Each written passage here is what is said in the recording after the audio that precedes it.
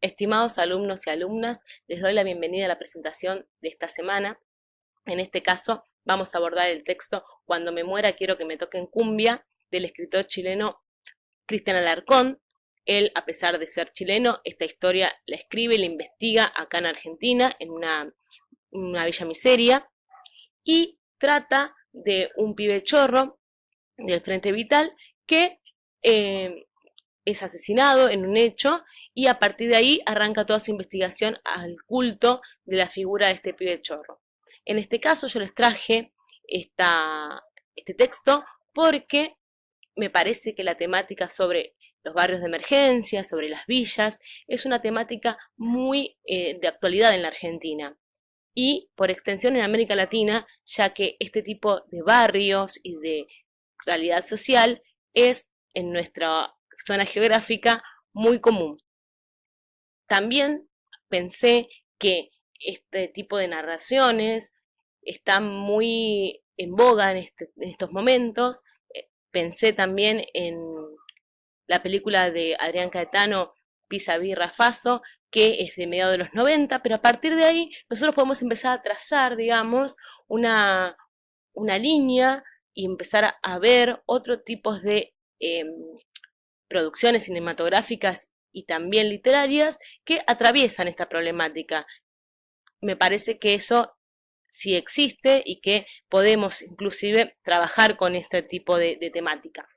También había pensado en otros aportes, digamos, de series como Cupas o como El Puntero, tal vez un poco más, El Puntero un poco más actual, o Cupas también es más o menos de la misma época de la película de Caetano, y ver cómo esta realidad se va haciendo visible. No digo que antes no existiera, pero no había como literatura o por ahí no era un objeto de belleza literaria tal vez, ¿no? O de análisis, o pensar que se podía hacer una película sobre ese tema puntual. Siempre aparecía más lateralmente. Ahora podemos ver que incluso hay como una temática o como una búsqueda de narrar este tipo de historias. También me pareció interesante porque pienso que puede ser textos que no nos nazca a nosotros leerlos por sí mismos, más allá de la crónica policial, y me pareció interesante por ahí traer este nuevo tipo de escritura que a nosotros tal vez se nos haga ajena. ¿Qué vamos a estudiar esta semana? Bueno, vamos a continuar estudiando la crónica. Nosotros seguimos, digamos, en el mismo género literario. Después vamos a ver que yo les puse ahí un apunte sobre qué es la crónica, para que veamos que la crónica es un género difícil de definir. En realidad los géneros literarios, como venimos discutiendo siempre que nos paramos sobre un género, son híbridos, entonces siempre son difíciles de eh, clasificar netamente, ¿no? Las características puras de un género. Pero la crónica, al ser es un género híbrido en sí mismo, porque es mitad literario, mitad periodístico, a veces es más difícil, sobre todo, de encontrar y de clasificar, y me parece que la única forma de entender un género es leerlo, porque la característica por sí misma nos ayuda a veces mucho a identificar más allá de la lectura, digamos. La lectura es la que nos va a ayudar a pensar y a poder definir géneros. También podemos pensar que a partir de esto que yo les decía, género crónica, nosotros vimos diferentes temáticas. En principio teníamos Walsh y teníamos acá una crónica así más que nada ligada a lo periodístico y a lo político.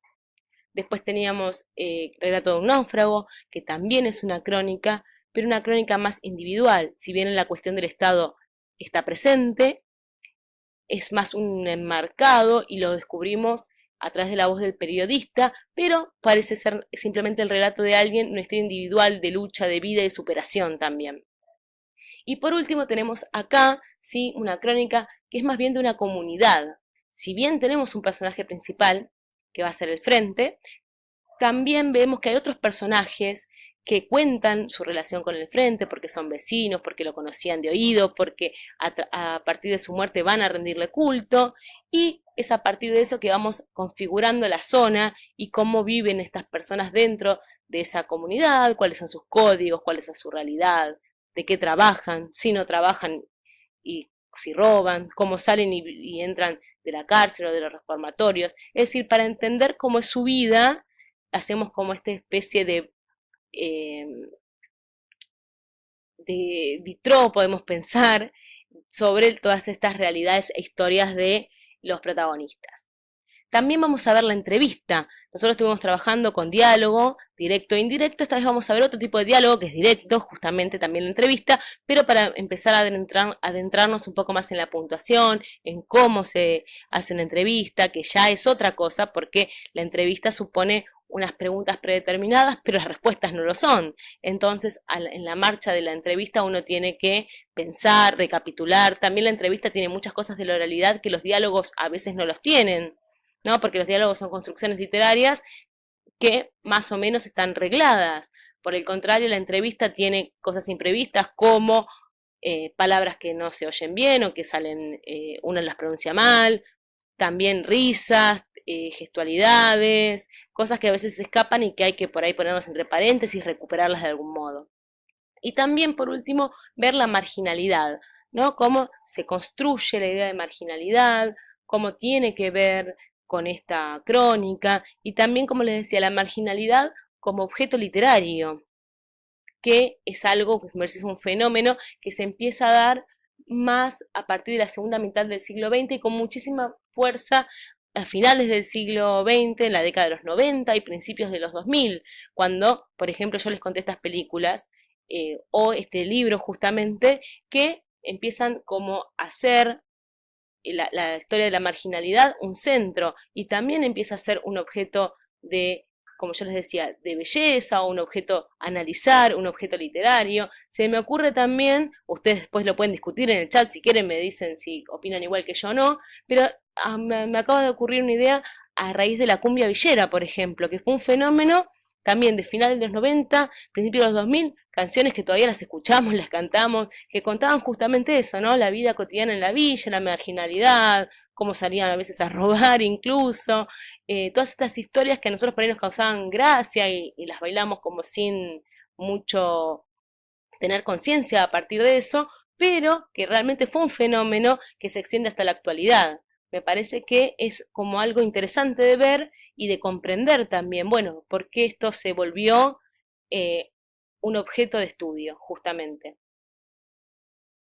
Por lo tanto, como yo les decía, vamos a ver los aspectos de la crónica y la perspectiva de Cristian Alarcón. La perspectiva de él la vamos a ver muy bien en la entrevista que yo les puse ahí en la página, que es a Cristian Alarcón y a Jorge Sinay. Jorge Sinay es un escritor argentino de literatura policial, pero también que escribe crónicas, y además Alarcón es o fue, digamos, parte de la revista Anfibia.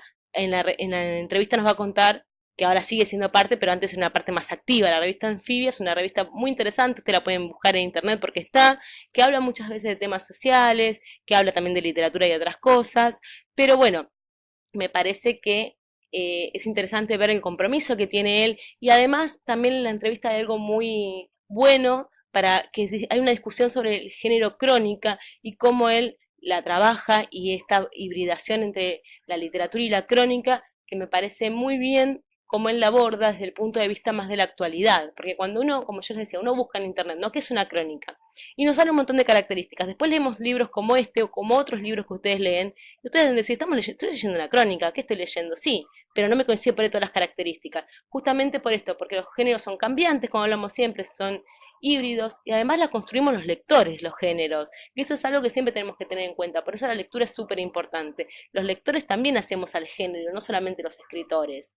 Entonces esta cuestión del género me parece que la aborda de una manera muy interesante, por eso también ahí en la entrevista.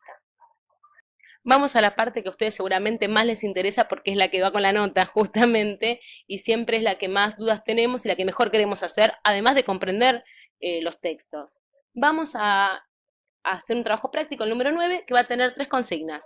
La primera va a ser abordar al personaje principal. Yo les dije que está al frente, que este personaje principal, pero es un personaje principal muy extraño. Principio porque ya desde movida sabemos que murió. Entonces un personaje que está presente muy poquito y después ausente la mayoría del relato y que su figura se reconstruye a partir de relatos de diferentes personas. Por lo tanto, la pregunta o la consigna apunta a que ustedes cuenten un poco cómo es la relación de este personaje con otros, ¿no? Es como esta especie de es algo muy usual en literatura, que el personaje principal esté ausente y sea conocido a través de la voz de otros. Eso es algo, una técnica de la literatura muy usada, en este caso está usada a través de la crónica, ¿no?